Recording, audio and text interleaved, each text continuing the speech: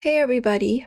In this quick tutorial, we will be showing you how to reset your keyboard back to its default settings in your Windows. So let's just get started.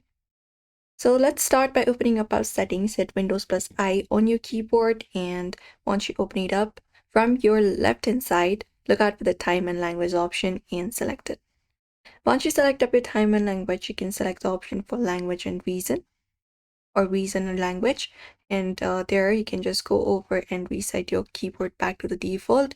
You can go ahead and under languages, the section right here, you can select the option of English, or you can just go over and scroll down to the keyboards option here if that is available, and that way you can just go over and look out for this typing option and go ahead and enable the option. You can remove any kind of extra layouts that you do not use, and that way you can just go over and follow the process.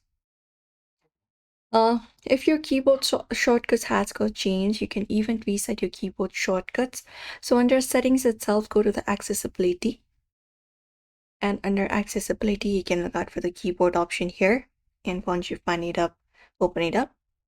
After you reach over here, you need to turn on this option such as sticky keys, filter keys, and just go over and turn it on.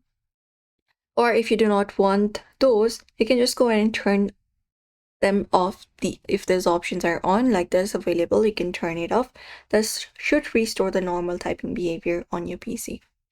Once done, you can restart your PC, go over and restart your PC. You can look out for the restart option and go ahead and restart it. And your keyboard should be back now to its default settings.